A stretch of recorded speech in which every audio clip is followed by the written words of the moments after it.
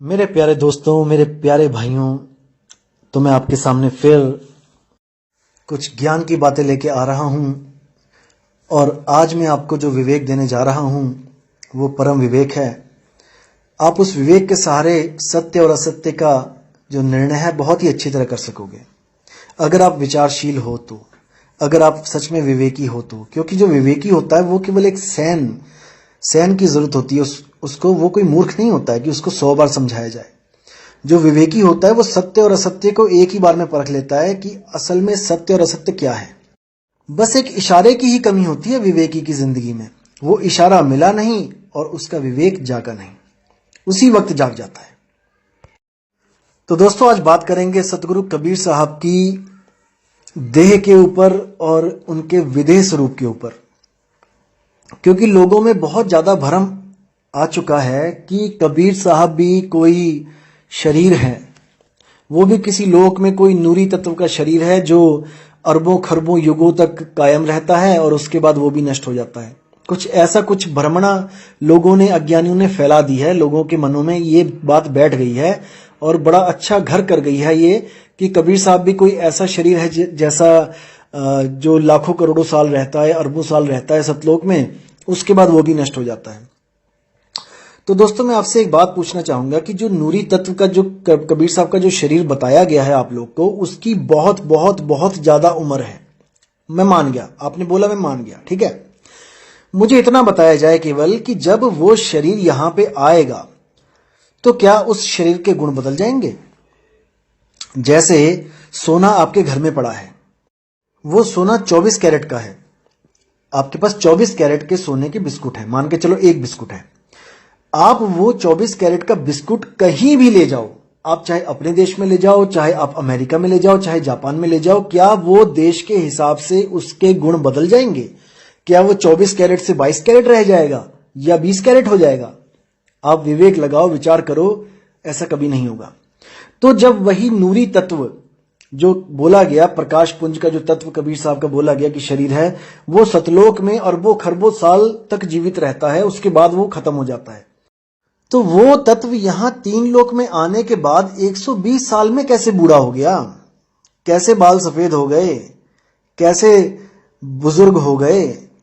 ये इसका जवाब आपको नहीं दिया जाएगा। आप पूछोगे भी तो आपको कोई नहीं बताएगा, क्योंकि इसका कोई जवाब नहीं होगा उनके पास। इसलिए दोस्तों, आपने खुद विवेक करना है, क्योंकि आप इतने भी मूर्ख नहीं हो कि हर बात आप किसी से पूछो। आपको परमात्मा ने बुद्धि दी है, आप भी तो कोई किसी काम लगाओ उस बुद्धि को। नहीं तो जानवर देख लो, जानवर बिना बुद्धि के घूम रहे हैं। भाई, आप जानवर तो नहीं हो ना, आप तो इंसान कैटेगरी में हो। आपको विवेक दिया है, बुद्धि दी है, इसीलिए दी है ताकि आप सत्य असत्य का निर्णय करो। इसलिए नहीं दी है कि आप छोटी छोटी बात भी किसी से पूछ के करो, क्योंकि अगर छोटी सी बातें भी अगर किसी से पूछ के करोगे तो आप उसके गुलाम हो गए, आप गुलामी में चले गए। आप अपनी बुद्धि को साइड में रख दिया है और दूसरे की बुद्धि से काम कर रहे हैं। अब दूसरे की बुद्धि जैसे आपको चाहेगी वैसे न चाहेगी। इसलिए दोस्तों, अपनी बुद्धि पे विश्वास करो। परमात्मा ने आपको भी वो दात बख्शी है जो बाकियों को बख्शी है, क्योंकि वो कभी किसी के साथ भेदभाव नहीं करता। वो कभी किसी के साथ भेदभाव नहीं करता, लेकिन आपने कैसे बुद्धि को यूज करना है ये आपने देखना है।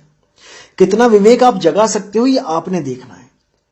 मेरा काम है आपको विवेक देना और आपका काम है मेरे विवेक पे अपना विवेक लगाना।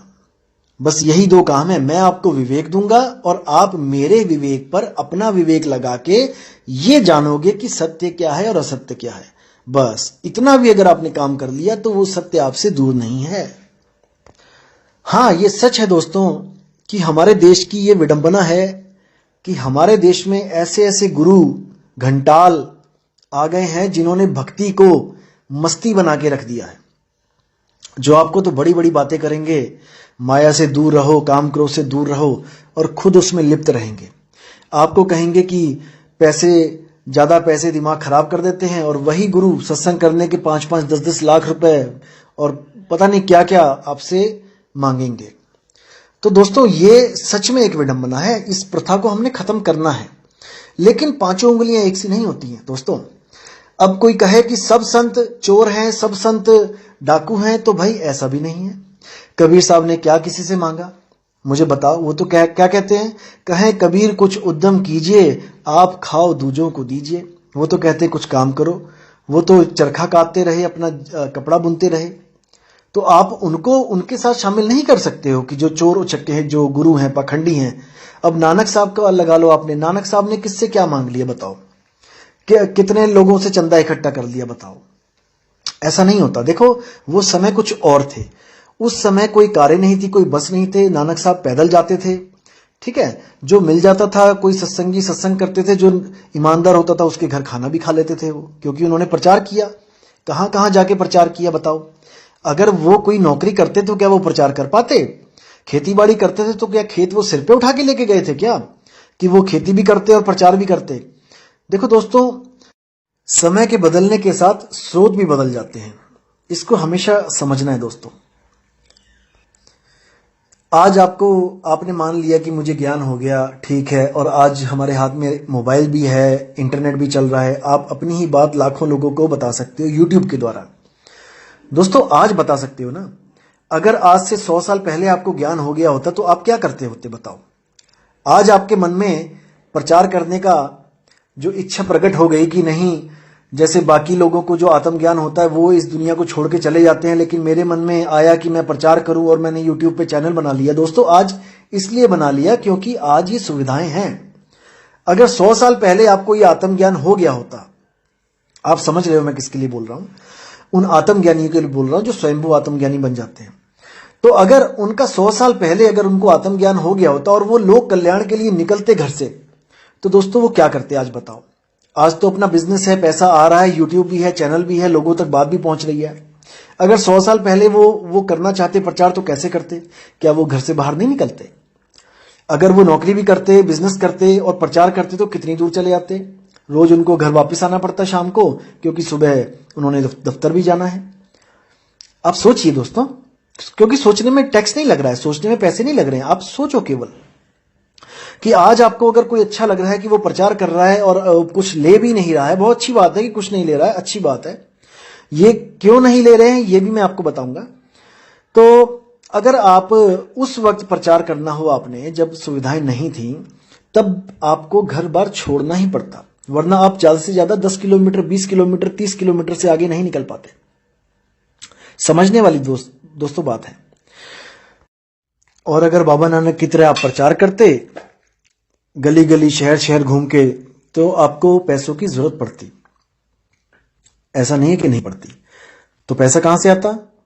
या तो आप खुद अपना कमाते 5 साल 10 साल, और जो इकट्ठा होता उसको खर्चते, और मेरे ख्याल से वो 2 3 5 साल में वो भी खर्च हो जाता पूरा, क्योंकि आप जब कमा के दोबारा नहीं कमाओगे तो जो इकट्ठा किया वो खत्म हो जाएगा। तो उसके बाद एक ही जरिया रह जाता है कि आप सेवा लो, अपने लिए मत लो। कबीर साहब ने इसको भी बोला है कि सेवा किस तरह की होनी चाहिए। कबीर साहब कहते हैं, मर जाऊं मांगू नहीं अपने तन के काज, परमारथ के काज में मोहे न आवे लाज। इस वाणी को आपने समझना है कि वो गुरु त्याग देने योग्य है जो अपने लिए पैसा मांगता है। समझ रहे हैं? जो परमार्थ के लिए मांगता है उसके लिए कोई भी हम गलत शब्द नहीं बोल सकते। जैसे आज तो आपको लग रहा है कि आज मेरे पास अच्छा पैसा आ रहा है, मेरे पास सब कुछ है, मुझे कोई जरूरत नहीं है, इसलिए आप बड़ी बड़ी बातें कर रहे हो। लेकिन अगर आप सच में प्रचार करना चाहते हो तो जरा इस YouTube चैनल को बंद करके एक बार बाहर निकल के देखो, तब आपको बहुत अच्छी तरह समझ आ जाएगा कि जिन संतों को आप बड़े आराम से पाखंडी और पता नहीं क्या क्या बोल देते हो, कितनी मेहनत करते हैं वो एक एक जीव को सही रास्ते पे लाने के लिए। लेकिन पंखे के नीचे बैठकर, एसी में बैठकर YouTube चैनल के आगे वीडियो बनाना बहुत आसान है, संतों को गालियां देना बहुत आसान है, संतों को मूर्ख बोलना बहुत आसान है। आप देखोगे कि कई YouTube चैनल तो ऐसे ऐसे हैं जिनके जो नाम है वो भी सतगुरु कबीर साहब के दिए हुए नाम यूज कर रहे हैं, जैसे नी अक्षर नाम, निशब्द नाम, अबोल नाम, अकह नाम, और पता नहीं कौन कौन से। मतलब जो कबीर साहब ने आके बताया इस दुनिया को कि वो नी अक्षर है, वो अकह है, वो अनाम है, उनको ही कह रहे हैं लोग कि वही नहीं जानते उसके बारे में। जो अक्षर जो नाम कबीर साहब ने आके यहां बताए दुनिया को। सारी दुनिया नाम जप रही थी तो उन्होंने कहा वो अनाम है। सारी दुनिया कहने वाले नाम में फंसी हुई थी तो उन्होंने कहा वो अकह है। सारी दुनिया अक्षरों में फंसी हुई थी तो वो कहते वो नी अक्षर है। और उन्हीं का ज्ञान लोग अपने अपने YouTube चैनल बना के बैठ गए हैं और अपनी कोई चीज नहीं है उनके पास। नाम तक कबीर साहब के दिए हुए अक्षरों का बना रखा उन्होंने और ज्ञान ऐसे बताते हैं जैसे उनके जैसा कोई ज्ञानी नहीं है। कबीर साहब को, नानक साहब को गालियां देते हैं, मूर्ख बोलते हैं, अज्ञानी बोलते हैं, हमें फंसा दिया बोलते हैं। अरे भाई उन्होंने कैसे फंसा दिया? आप क्यों आए सतलोक से यहां पे? अगर आप ये मानते हो कि सृष्टि रचना सतलोक वाली ठीक है तो आपकी गलती है कि आप वहां से आए। क्यों आए भाई? वो तो आपको वापस वहां ले जाने के लिए बोल रहे हैं। उन्होंने कब कहा कि यहीं फंसे रहो, 84 में फंसे रहो? उन्होंने तो कभी नहीं कहा आपको कि यहां फंसो। वो तो कह रहे हैं कि जहां से आया तू वहां वापस चला जा। लेकिन आपको ही समझ में नहीं आ रहा तो भाई वो फंसाने वाले कैसे हो गए? कोई इसका जवाब दे मुझे। वो तो यहां तक बता रहे हैं आपको कि भाई तुम गलत रास्ते मत चले जाना। कर नैनो दीदार महल में प्यारा है शब्द को पढ़ो। उसमें उन्होंने साफ लिखा है कि सतलोक में सतपुरुष बन के बैठा है वो, अलख लोक में अलख पुरुष बन के बैठा है, अगम लोक में अगम पुरुष बन के बैठा है, अनामी लोक में अनामी पुरुष बन के बैठा है। अब आप सोचोगे कि शायद वहां पे कोई ब्रह्म अलग अलग बैठा है। दोस्तों ये बहुत बड़ी भूल है। ब्रह्म अलग अलग नहीं है, ब्रह्म एक ही है। ब्रह्म एक ही है जो सारे ब्रह्मांड का, चाहे वो कोई भी लोक क्यों ना हो, उसका मालिक वही एक ब्रह्म है।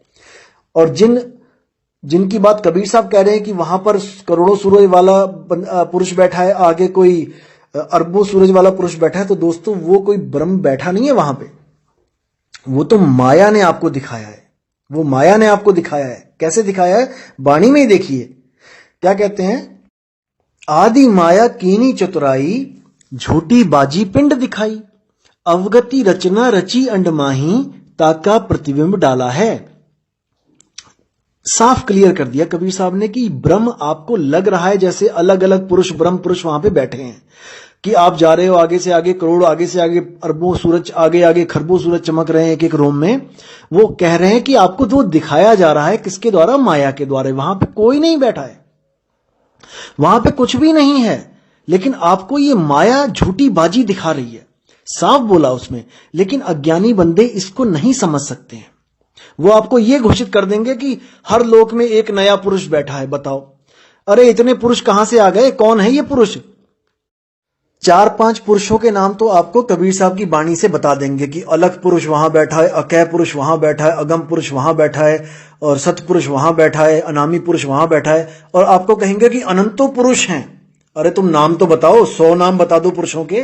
जब 4-5 तुमने बता दिए कहानी में पढ़ के, कबीर साहब की ग्रंथों में पढ़ के, तो तुम बाकियों के पुरुषों के नाम तो बताओ। अगर तुम इतने बड़े अंतर्ज्ञानी हो गए कि तुम्हें अनंत लोग दिखाई दे रहे हैं, तो तुम पुरुषों के नाम तो बता दो, 10 के ही बता दो। भाई ये सब अज्ञान है। ये सब भोले जीवों को फंसाने के लिए ये कला खेली जा रही है। लेकिन भोले जीवों, आप इतने भी भोले नहीं हो कि कोई भी आपको मूर्ख बना के चला जाए। अपनी बुद्धि को हमेशा खोल के रखो, हमेशा सत्य और असत्य को परख करो। हर वाणी का मतलब आपको समझाया जाएगा, एक एक पहलू को खोल के बताया जाएगा। आप बिल्कुल चिंता ना करें, बस आप अपना विवेक जगाए रखें ताकि आप लुटे ना। मैं नहीं चाहता कि एक भी जीव यहां से लुट के जाए। मैं कभी नहीं चाहता। आप ही लोग का भाई हूं दोस्तों, एक पैसा भी नहीं लेता मैंने खुद 8 साल प्रचार किया है और आज तक मैंने किसी से अपने लिए एक पैसा नहीं मांगा है, क्योंकि सत्य ज्ञान की कोई कीमत नहीं होती दोस्तों, बिल्कुल फ्री होता है वो। लेकिन उसकी कीमत होती है भाव की।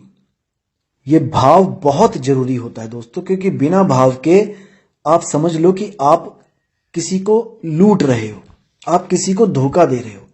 याद रखना दोस्तों, जब तक आपका अंतर मन और आपका बाहरी मन जब तक एक नहीं हो गया, जो आप बाहरी मन मतलब जो आपका व्यवहार दिख रहा है, जो आप दिखाना चाह रहे हो, और आपका वही सेम व्यवहार अगर आपके अंतर मन में नहीं है, तो आप कपट कर रहे हो दोस्तों। इसी को कपटी बोला जाता है। ऐसे ही लोगों को नाम देने के लिए धर्मदास को कबीर साहब ने रोका। उन्होंने बोला, धर्मदास तुझे लाख दुहाई, सार शब्द बाहर ना जाई, गुरमुख को तुम देव बताई, और कपटी से तुम राख छुपाई। क्योंकि ऐसे कपटियों को उस ज्ञान का मोल तो पता नहीं लगता, लेकिन वो क्या करते हैं, वो कोई अलग पंथ चला के, अलग आश्रम बनाकर और वहां पर दुनिया को लूटना शुरू करते हैं, बाणी वही बोलना शुरू कर देते हैं, भेद भी अगर मिल जाता है उनके पास उसका भी मिसयूज करना शुरू कर देते हैं, लोगों को लूटते हैं। इसलिए धर्मदास को बोला कि धर्मदास परखो, कोई भी शिष्य आपके पास आता है उसको सीधे सार शब्द मत बताओ।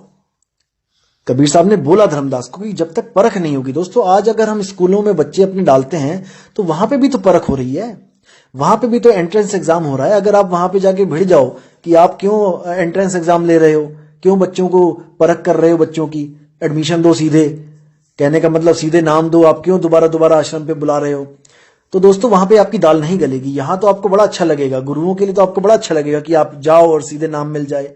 आप अगर स्कूल खोल लो, अपने ऊपर लेके देखो, आपने कोई स्कूल खोल लिया और आपके स्कूल में एक से एक नालायक बच्चे आपके स्कूल में आ जाएं और आप वो सब फेल होंगे तो आपके स्कूल की रेपुटेशन खराब होगी, आप कभी नहीं चाहोगे। इसीलिए आप एंट्रेंस एग्जाम को प्रमोट करोगे, आप उसको सही ठहराओगे, क्योंकि आपके ऊपर बनाई ना। अब दूसरों का जो है वो तो आसान होता है, दूसरों के ऊपर उंगली उठाना, जब अपने ऊपर उठती है तो वो मुश्किल होता है। इसीलिए धर्मदास जी को बोला गया, प्रथमे शिष्य होवन जो आई, ताको पान देव तुम भाई, जब देखो तुम दृढ़ता ज्ञाना, ताको कहो शब्द परवाना, शब्द माही जब निश्चय आवे, ताको ज्ञान अगाध सुनावे। 3 बार में नामदान देने के लिए बोला गया। इसका मतलब ये नहीं कि वो 3 बार में नाम, यानी कि पहले ओम कलियम दे दिया, फिर ओम सोहम दे दिया, फिर और कुछ दे दिया, ऐसा नहीं है। उसकी परख करने के 3 चरण बोले गए हैं।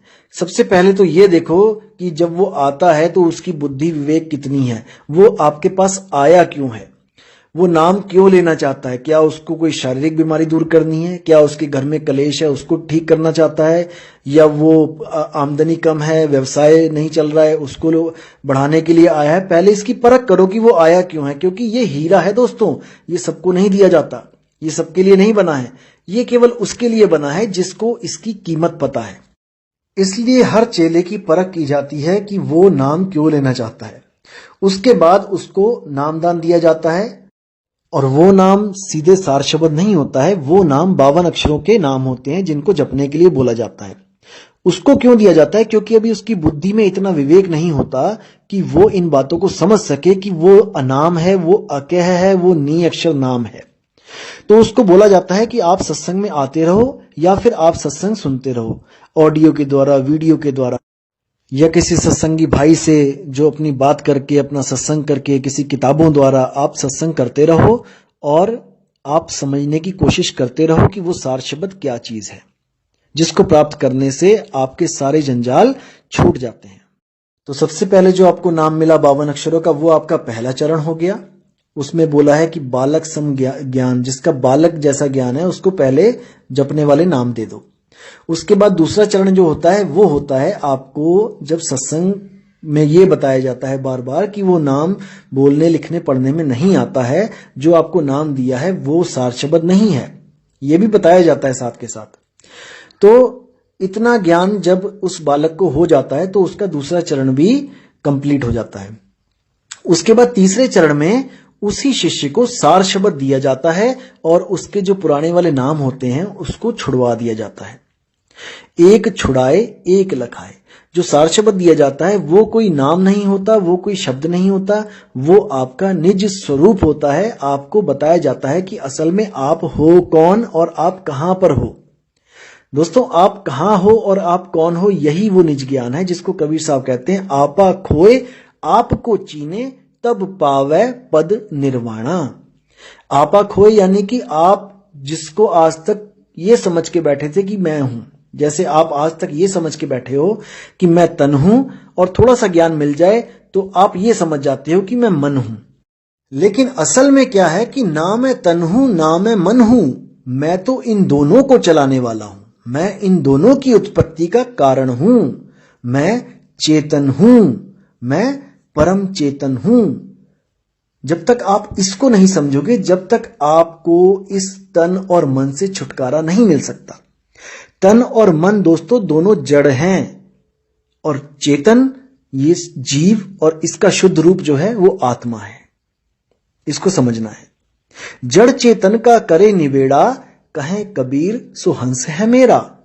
जब जड़ तन और जड़ मन को जब हम अलग कर देंगे तो जो बचेगा वो मैं हूं, वही मैं जीव हूं।